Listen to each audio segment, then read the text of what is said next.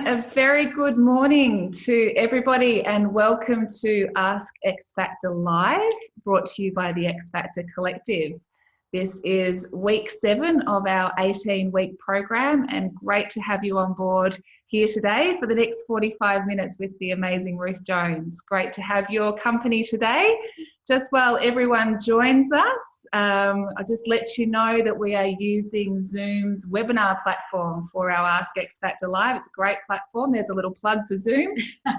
And basically you'll see down the bottom there's a Q&A box, there's a chat box. Use the chat box to engage with us, and let's give that a little test now, shall we? If you just pop in the chat box, where are you zooming in from today? We're here in sunny, beautiful Williamstown in Melbourne, but tell us where you're zooming in from in the chat box there. That'd be great. Welcome to those who are joining us now. This is Ask X Factor Live, week 7 with Ruth Jones. Great to have you here. Okay, so we've got San Remo, Central Coast, New South Wales, St Kilda, Ballarat, Sydney. Excellent. Lots of people joining for this session today. We're so excited to have you here, and we're talking about best practice donor engagement today. So do pop a little note there in the chat box if you're coming in the door now, and let us know where you are from. Good morning, my name is Keady. I am your host this morning. I am the proud founder and CEO of the X Factor Collective. And for those who don't know me, I have been around the social impact space for the last 10 years, with a great highlight being the founding CEO of the Australian Women Donors Network, after which time I became an accidental consultant and pretty much accidentally did that for about 7 years, working with individual philanthropists, businesses, charities, social enterprises, right across the sector, with a lot of amazing other consultants and coaches. And it was during that time that I could see all the different ways that we could possibly make life a bit easier to be a social change maker. And so while I was operating under the X Factor Consulting brand for about 7 years, I decided to take some of those ideas into a bold new vision and create the X Factor Collective. And this is one of the programs from the X Factor Collective. It is a pilot program. We're looking at packaging all of this up and doing something bigger with it next year, and we hope to have your support and feedback over the next couple of weeks to help us take that in that direction. The X Factor Collective is also a network of amazing consultants, coaches, mentors, and boutique agencies. And we're growing that out across 300 areas of specialisation. 300? 300. Wow. Watch this space. And Ruth is one of our foundation members. So excited. Ruth shows you the calibre of people we have in our community. I call them the heart smart people. They've got the smarts, but they bring the heart and a lot of experience. And Ruth, I'm so excited I met Ruth 10 years ago, and I'm so excited that she's part of the collective and here with us today to share such exquisite wisdom from working with a lot of donors and organisations over the last 20 years. You're giving me an awful lot to live up to here, Julia. Exactly. So thank you for those who are joining us now. Good morning. Let's just see who we've got. Good morning, Heidi. Good morning, Madison. Good morning, Miranda and Sarah and Shannon and Denise. Lots of people here today. Fantastic to have you all here. We are recording the session, so if you do need to nick out for anything, don't fear, we'll send you links. We launch our YouTube channel next month, and all of these episodes will be there for you to go back and watch at any time. If the link drops out, in the top of the chat box, you will see a phone number to call and a code. But if you can't find that and you want to just take a screenshot now, you can screenshot your computer now, and that gives you the phone link and the ID and code to come back into the session. For those who are joining us on the phone, good morning and can't see us. Good morning. Hope you're driving safe wherever you are on the phone listening in perhaps. Today is not a webinar. There's no big sell at the end. This whole program is about bringing you amazing topics and incredible consultants to answer your questions every week to help you get on with achieving your social mission. We have 7 great questions that we're going to go through today with Ruth, and we'd like to be able to answer some of your questions today. So if you do have questions over the next 45 minutes, please pop them in the chat box, please, so we can deal with them today and help you with whatever it is that you need. if you want to ask them anonymously, go for it. There's a Q&A box there and you can click to ask your question anonymously, and that's fine as well. All right, so that's all the housekeeping and introductions. Okay, right. Now we get into it. Now we can get into it. So I'm delighted to introduce you all today to Ruth, who's worked in philanthropy both here in Australia and internationally for the last 20 years. Ruth is a foundation member of the X Factor Collective and a governance and philanthropy specialist consultant and mentor. Up until 2 years ago, Ruth, you were running Social Venture Partners International for 10 years from Seattle. And for those that don't know, that's the world's largest network of engaged donors, some 3,400 members across 40 chapters around the world. Ruth, can you share us a bit about your background and some of the highlights from your philanthropy career so far? Thank you, Julia. I started off as a journalist, so it's been a very winding path to working in philanthropy, but I made the jump to the non-profit sector as director of the Australian Film Institute, where that was my first real involvement with members, donors, sponsors. I learned a lot from that. I went from there to Philanthropy Australia, where I engaged with established foundations, people who were establishing foundations, companies and their CSR arms, and non-profit organisations. And from there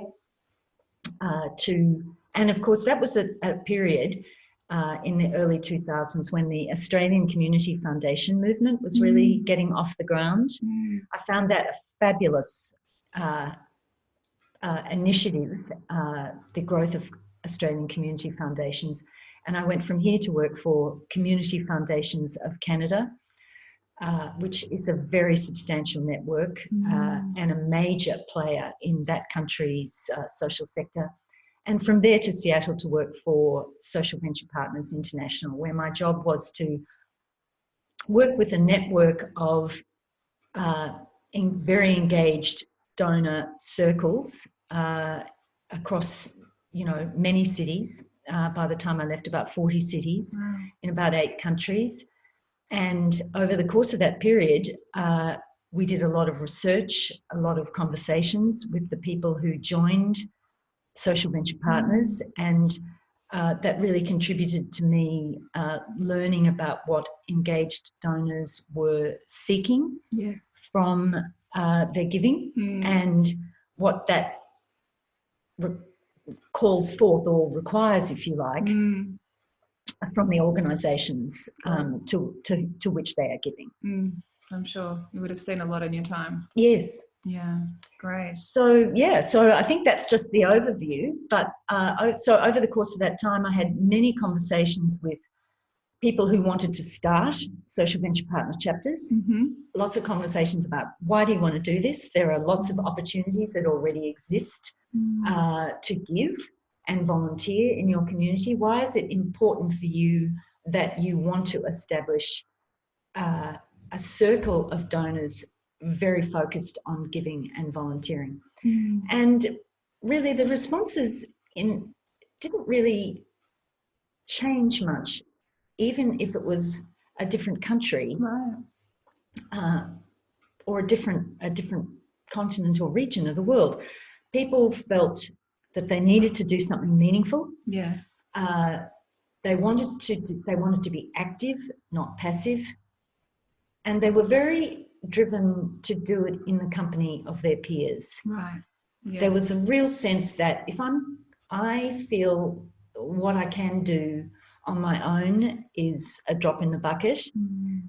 But if there are 20 or 30 or 40 or 50 or a couple of 100 of us doing this, then I really can start to feel that I'm making a difference. And for those people who established Social Venture Partner groups around the world, it's a lot of work, but I feel that it's the most meaningful way in which I can contribute to my community. Fantastic. Excellent. Well, we're lucky to have you, that's for sure. Well, Ruth, let's get into it, shall Sure. we? We've got some questions there. Welcome to those who have just joined us in the last couple of minutes. We're about to kick off into some questions now. So the first question here is, today we're talking all about donor engagement, and what we'd like to know from you is, what have you seen change around the world in the last 10 to 15 years with respect to donor engagement? I think one of the great advances is that there are now so many more opportunities for people who want to be deeply engaged in giving. The growth of giving circles, the growth of community foundations here and internationally. I mean, of course, they've been a very big force in the United States and Canada for, many, many decades. But internationally, across Asia, Europe, Australia, they have really come to the fore in the last 15, 20 years as a venue for people to get engaged. And of course, Julia, you and your involvement with the Australian Women's Donor Network, yes. You have experienced yourself. And I mean, I'd love to hear your thoughts about why you think people joined Australian Women's Donor Networks. I think it's the similar things that you're talking about before. It's the ability to connect, find people who are, like-hearted, like-minded, and share something that's beyond you. I think that's what doing it on your own and at home is, it's okay, but being able to do it with other people and do something collectively that's bigger than you. I think is, one of the things that I noticed. One of the things that always used to surprise me, I don't know why I kept being surprised by it, but I found that the people with whom, the engaged donors with whom I've worked, and I'd be interested to hear if you found the same thing, that they are both very idealistic. They believe that you can make a difference, and they're also extremely pragmatic about how one can best affect that change. And they're realistic enough to know, can't do it on my own. I've got to put some real structure and intention around doing this. Yeah, absolutely. I think being such a big sporting country, we know that everything takes a team effort, Oh, that's a good analogy, yeah. In sport, in business, you need to get a good group of people together to advance something forward. I think one important, I think we need to come back though to the fact that people who are typical of engaged donors want to be active, not passive. So that's a choice so they self-select as an engaged donor. And I think there's a strong education component. An engaged, active donor actually appreciates education about the issue they're focused upon. Yes, absolutely. And in fact, are very open to receiving that education. Now, of course, that implies that for the organisations that are responding to engaged donors, it's a lot more work. It is a lot more work, but then they become advocates and ambassadors and all the great things we're going to talk about today, don't they, for you, and can do a whole bunch of work on your behalf because they're knowledgeable on the topic. Yes. And they're able to share that wisdom. Yes, exactly. And become arms and legs of the organisation, in effect. The value of engaged donors, so yes, it's a lot of work. You do have to engage, you have to really listen to them, you have to program them for them, you have to provide them opportunities to engage and possibly volunteer. But the benefit of that is that you are creating a stream of people who will one day be your board members, who will one day be the people who leave you a substantial bequest in their will, and who are going to be advocates and ambassadors within their their personal and professional circles. Yeah, this is it, isn't it? Yeah. And I'm sorry, one really key thing. People, engaged donors, the more they engage, the more they give. We did a lot of research and survey work with donors across the Social Venture Partners Network. And of course, I need to stress here again that the people who chose to join SVP already had a predisposition to be an engaged and very active donor. But giving grew year over year. Right. Not just to SVP, but their giving to the charitable sector, to the non-profit sector generally, grew year over year over the course of their involvement with us. And that's the best possible reason for engaging with these kind of donors, because they are going to stick with you for the long haul and they're going to increase their giving.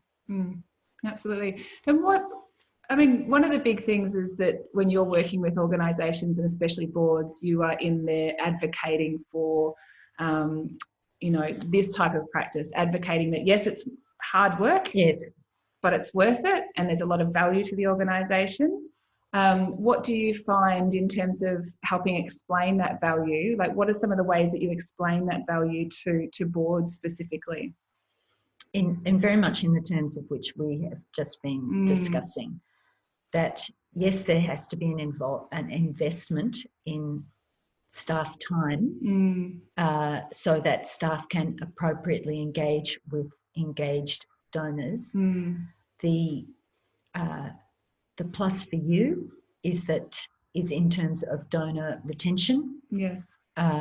Regular giving, which you can plan for and depend upon in your budget processes. The effect of these people becoming wonderful supporters and advocates for you more generally. The fact that they will become, that they can be in time great additions to your board. And of course the bequest option. It's hard to argue, really, isn't it, with those key points? That's great, Ruth. Thank you for going through and helping us understand the value that they bring to organisations. Let's move across into another question that we received, and that is, Ruth, how would you know that your donors are engaged? What are some of the main characteristics of an engaged donor? Sure. First, we need to talk about self-selection, the fact that there are many people who are happy to be a passive donor, and that is fine. And I'm a passive donor to a number of organisations. Some I engage with quite, deeply, but for others, it's just, I know you're doing a good job. I'm happy to give you $25 once a month on my debit card, and thank you, send me a couple of updates a year, and so that's fine. That's good. But for the people who are more engaged, we did some quite extensive data analytics on this, and I want to stress that it's important that I note that these data analytics related to engaged donors in the US and Canada. But frankly, when I spoke with social venture partner members in India and China and Japan and other places around the world, the very same characteristics seem to come through. Right. Okay. So I'm going to have to put the glasses on. Humans being human. Yes, okay? The glasses have to come on. So social standing is not a driver of why these people are engaging. They're not doing it in order to, they're not doing it in order to raise their social status. They might have a predisposition to be engaged in community activities.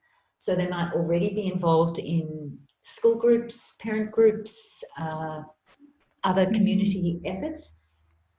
Equal numbers of men and women. On the whole, they were well educated and cognizant of the social issues around them. They were often not from a background of inherited wealth. And this I think this was very positive, because it meant that they were open to new ideas about how giving and volunteering should be practiced, Right. and open to the idea that they could learn and gain new skills and understanding through being involved in education and training and mentoring around social issues and the approaches that non-profit organisations were taking to respond to those social issues. So we found that many had children, and that this was very important because of their concerns about the future that their children were going to inherit, but also because they wanted to model positive engagement with their community. They wanted to model good giving, good community engagement, good volunteering. And finally, being in the company of peers was a very major driver. In fact, it was always one of the two major reasons that people joined Social Venture Partners. They wanted to be part of a community of donors that, as you said earlier, were like-minded and like-hearted.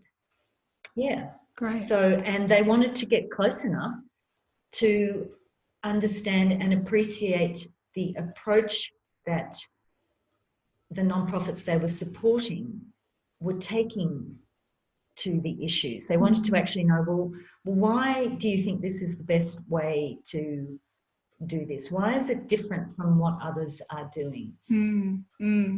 What is the piece of innovation or the change that you are attempting to bring about that is likely to make a substantial difference? The flow-on effect of this, Julia, was that people became much more eager and much more eager to learn about and interested in the systemic issues that were behind a social issue. So that, yes, while they might have started to, initially their goal was to help kids finish year 12, at some point it becomes, well, this is about more than why kids are finishing year 12. This is about why are kids dropping out? What are the drivers of kids disengaging at, early in their high school years or so, people become, and it becomes an enormous driving force for people. There are countless numbers of people who I know for whom their giving has become one of their most absorbing and satisfying occupations. And it has driven their personal time, it's driven their post-paid work life. For many of them, it's also been the spur to actually make them change careers. Anyway, I've stopped there. We do see that a lot, don't we? Where it can just, and the more upstream you go, the more questions that you ask. Yes. And if you've got a problem-solving mind, you find that with engaged donors, a lot of them have this problem-solving mind, and they keep pulling at threads and unraveling things, and then they share that, and then it's just that, as you say, about the education. And it's not just what they learn on their own, but what they learn together and unravel together. Yes. And it's quite magical to watch. Which is why the social aspect of, I think that's a really good point that you raise, Julia. There is a strong social component to being an engaged donor or supporting an engaged donor.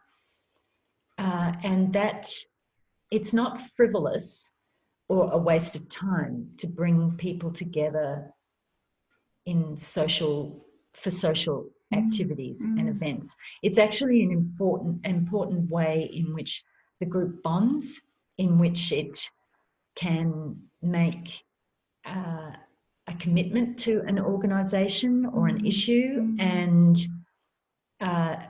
really encourage them to draw in a lot more people to the cause. Yeah, this is it. Yeah, that's right. And we are seeing the growth of donor circles within organisations that enabling this, bringing together, people that might be starting at $500 a year, $1,000 a year, into a group, learning together, giving together, seeing their impact together, and that giving circles don't have to live outside of organisations; they can live within it. Yeah. And then having great events and gatherings where you can learn together. And I think we're going to see a lot more of that here in Australia as well, which is exciting. I think you're right. I think that there are many of the, in advance of this webinar, Julia and I looked through the list of people who were on the call today. And there's some organisations, some very old established, very reputable organisations that have, many, many hundreds, probably thousands of donors. Only a small portion of those donors will want to be an engaged donor. But there is the opportunity, I think, to bring them together to draw them out and actually to develop some initiatives and programs for those people who want to become that engaged donor. And I think it'll pay dividends. So I'd love to hear from you in the chat box. Do you have initiatives and programs currently running in your organisation that are helping people become more engaged? Please drop a note in the chat box. We'd love to know if you're actually got activities running, and I guess of being proactive in this space, or is it something that's new to you? Let us know in the chat box. Where are you up to in your organisation at the moment with this exact topic? Love to hear your thoughts there in the chat box. And if you're starting to think of any questions for Ruth, we're here for another 20 minutes, so please drop them in there and we can come to that as well. For those who haven't been on the journey with us over the last 7 weeks, this is an 18-week program. We have a different topic and a different consultant here every week, which is just fantastic, sharing their knowledge with you, freely answering questions that are coming through from the community. Just to let you know, over the next 3 weeks, feel free to come and join in. There's a couple of things coming up. Next week, we have Tisha Archer here next Wednesday. Tish is an incredible major gift fundraiser and capital campaign strategist.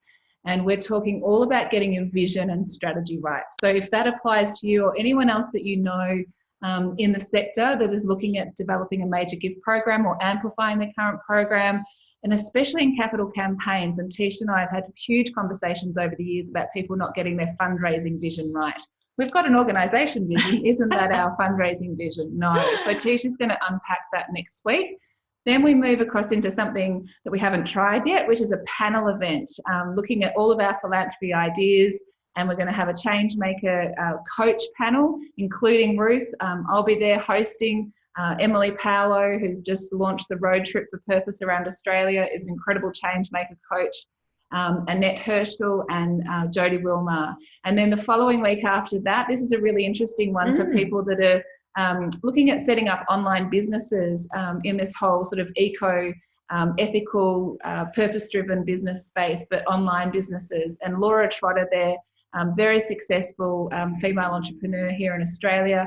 And she is part of the X Factor Collective, and she's going to be going through all of the different elements that you need in place. So you might have friends that might be looking at setting up an online business. A lot of mumpreneurs are getting into this space at the moment as well. So Laura's fantastic to come and learn from, and she'll be here in a couple of weeks. So just coming back, how are we going over here? Kiki says, we're building this. We're only a very young charity. Good food for thought. Thanks for that, Kiki. Thanks, Kiki. And, while just in that short interval there, Julia, I was looking at my notes and I saw again a quote that has really struck me as so relevant to this. A donor I worked with who said, I want to engage my mind as well as engage my dollars. So I think that that's probably as good a way as any of summing up what an engaged donor is seeking. That's a great quote. And engaging my mind, it could be, I'm not talking about sitting people in a room and lecturing them, although at times that's going to be the right thing to do, but what kind of think about what kind of experiential opportunities you can provide, a mix of mentoring, pairing donors with others who have already been on an engaged donor journey. Some training, yes, there is space for actually learning about brain science and why the first 1,000 days of a child's life will influence every, aspect of their future. So, but that mix of experiential coaching and mentoring and training and engaging the mind. Yeah. Great, fantastic, great advice. Denise says this is new to us. However, we do have a long-term local funder who has now become a member of our board. Denise, brilliant. That is great news. And I would love to sit down with that long-term local funder who's now become a member of your board and get her insights into what drew her to the organisation, why she's stuck with you for the long haul, and why she's now ready to be a member of your board. I would love to hear what she had to say and see whether that had some implications for how you are working with other donors. That's a great idea, taking those insights. Yes, exactly. And that direct experience. Yeah. All too often, oh God, I've done it myself. We used to have, I used to bring in occasionally an external facilitator who would come together with a group of our donors and partners, and I wasn't there, nor were any of my board members or any of our staff, and say, well, what's working and what's not. And, frankly, sometimes it was a bit depressing because things that I thought were fantastic, a great program, a great initiative, they didn't really care about it. But it's, it sets you straight about what is working. So absolutely, yeah. Listening to the donors, you can't underestimate that. And Sarah's just dropped us a lovely note here. Sarah says, thank you for this fantastic webinar. You're welcome, Sarah. Some really interesting insights, especially around the importance of education. We're considering collective giving programs that save the children, but it is difficult to decide on the right approach, program and structure, and making it efficient and cost effective given the limited resources that we have. As a starting point, we are working with an engaged donor in Western Australia who is looking at leading a collective giving program as a volunteer. I think that's a great idea, using an engaged donor as a volunteer in establishing the collective giving program. Because volunteering, appropriate volunteering, is a really important aspect. I mean, it flows from the education piece. I volunteer, and I like to do volunteering that is sometimes very practical, and which is, just about getting down and doing the dirty work that has to be done. But then at other times, it's great to engage people in volunteering opportunities that really make use of their skills and experience. And it sounds like that in WA with that donor, Sarah is doing that. Yeah, and I think one of the things, I don't know about you, Sarah, but it would be nice to know, have you been able to find any good resources on setting up collective giving within organisations? Because it's something that I've been very passionate about over the years, and there's lots of examples of giving circles that live outside of organisations. Yes. So we've got the Impact 100 model, the 10 by 10 model, lots of different models outside of organisations, but the modelling for inside organisations, and as you say, how do we get them to be really efficient and lean? And I think that there's a room for us having a resource hub of models and examples of what's happening in organisations for other organisations. I'd love your thoughts on that. That's a good point, Sarah. Yes, because most of the material that I know of is focused on establishing a giving circle that lives on its own. But I know of several other organisations which are proposing to do just as Sarah's organisation is. Oh, I think Sarah's actually responded and given us some ideas. Great. Creative Partnerships Australia, Collective Giving in Australia report, yes, you're right, is great about the why, but it would be great to have the tools to take them forward. I agree. Fantastic. Sarah, I'll just say I was involved in setting up a donor circle for a performing arts centre, regional performing arts centre, and the advisory council that were put together for that were all pre-existing engaged donors that were sponsors. Their businesses were sponsors of the Performing Arts Centre.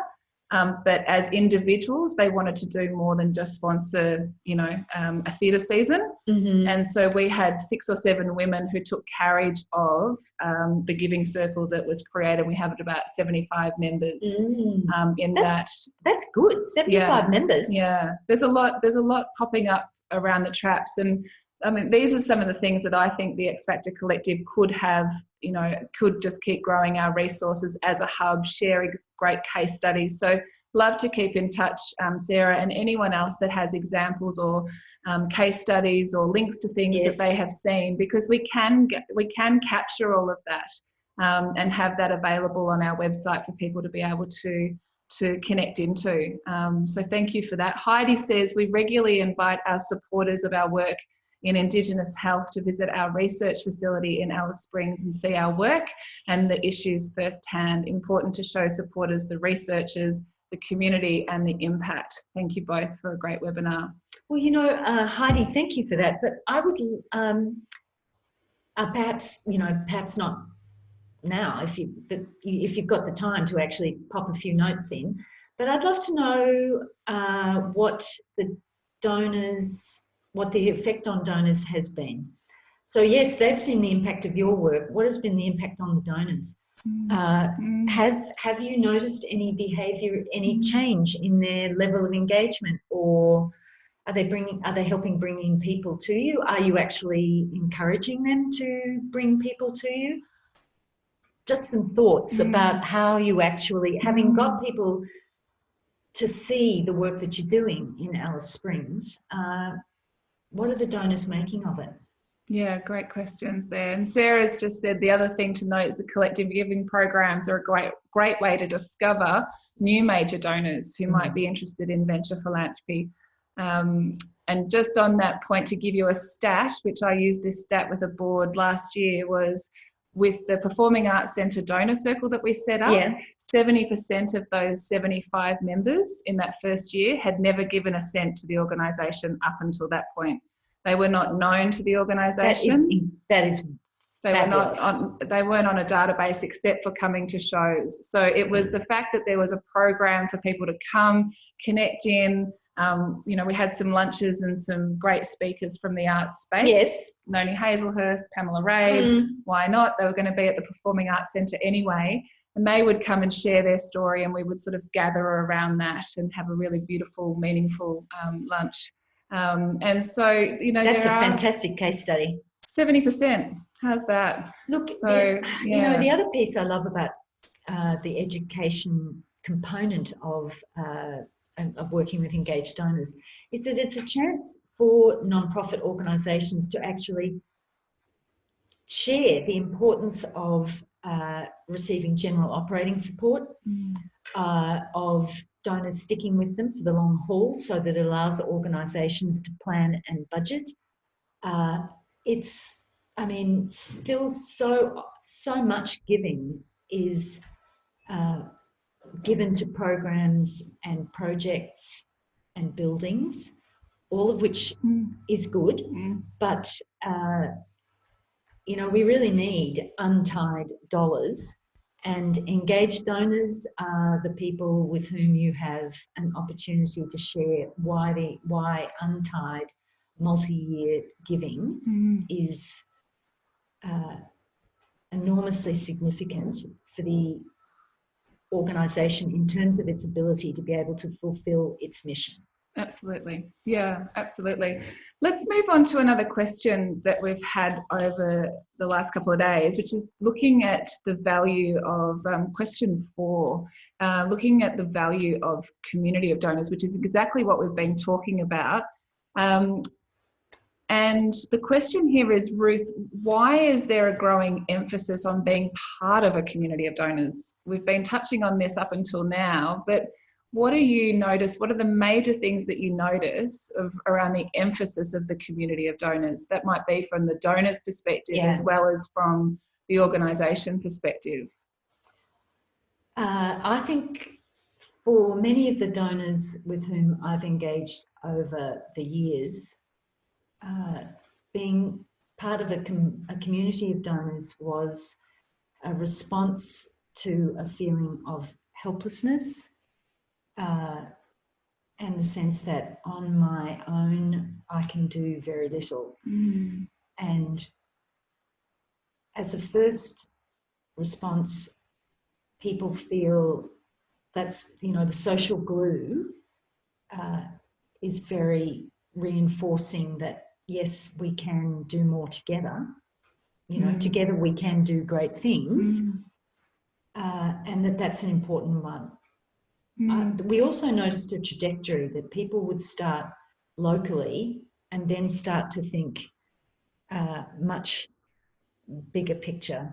They would move to systemic, international, a whole range. There is a very clear growth trajectory, but I think the initial reason is that it's mutually reinforcing being part of a community of donors.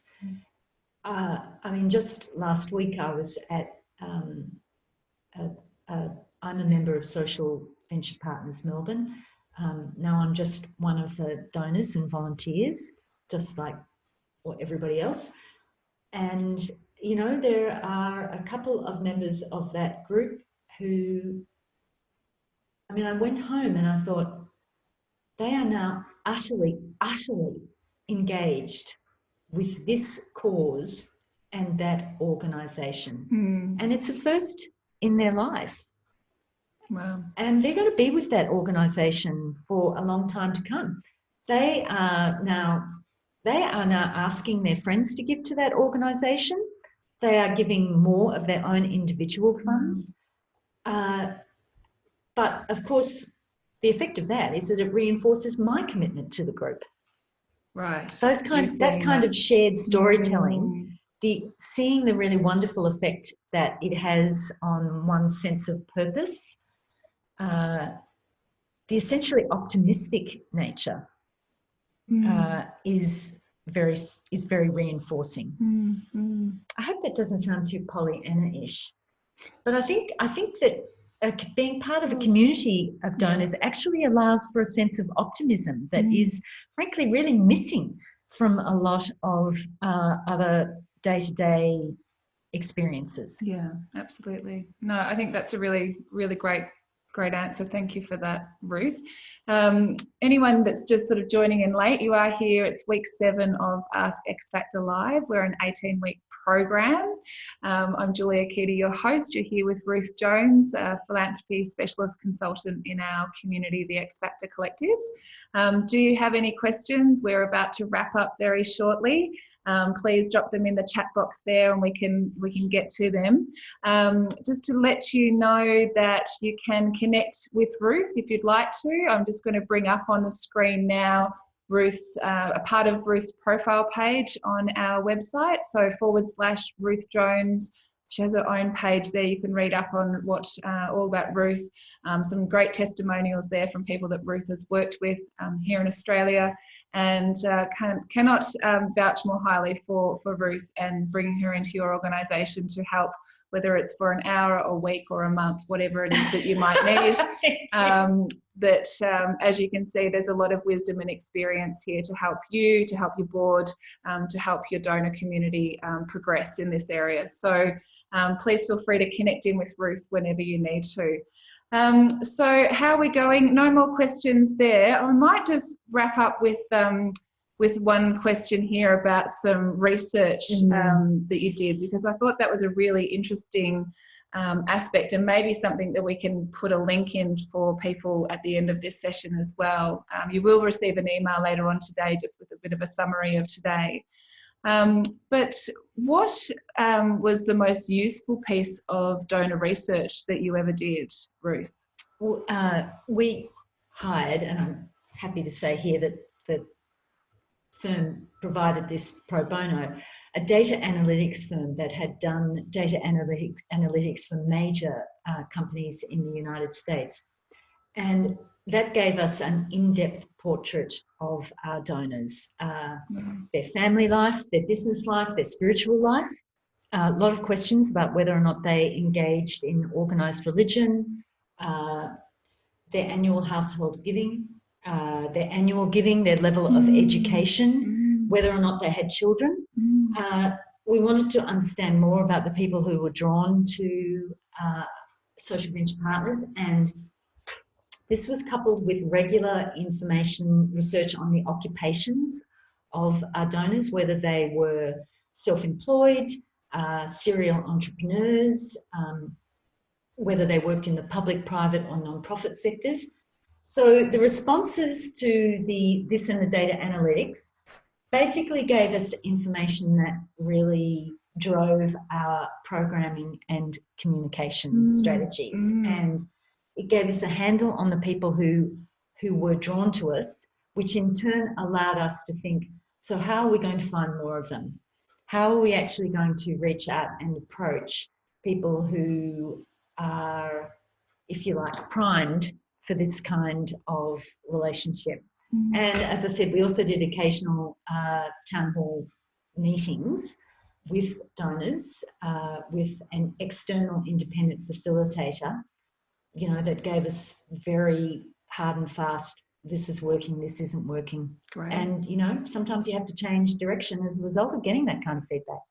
But the data analytics, I mean, there was a point where I could tell you pretty much what they had for breakfast. Wow. But again, it meant that everything was developed. All our communications and materials were developed on the basis of that.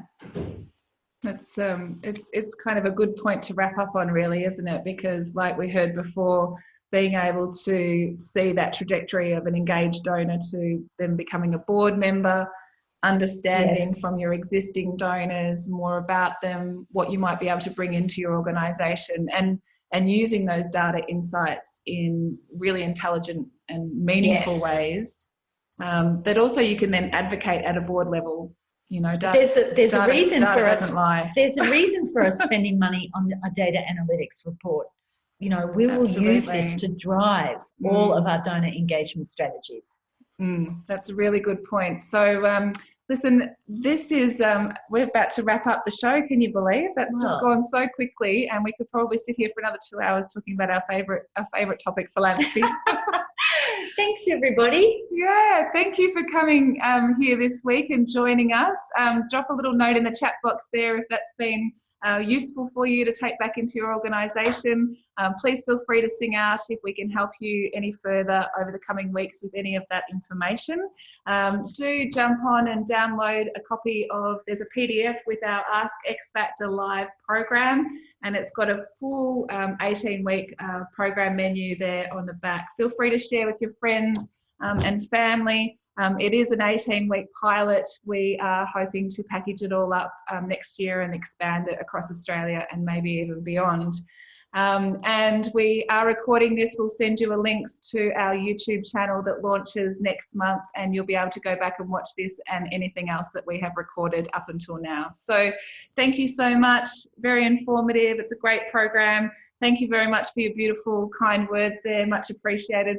Have a beautiful rest of your day. Thank you very much, Ruth. Thank you, Julie, and thank you to everybody online who is doing great work in support of great causes. I mean, you're doing the really hard yards and we all benefit from it. Thank you. Indeed, indeed. Great. Excellent. Well, we'll see you next week. Hope to have you swing by Ask X Factor Live next week, and have a beautiful rest of your day. All the best.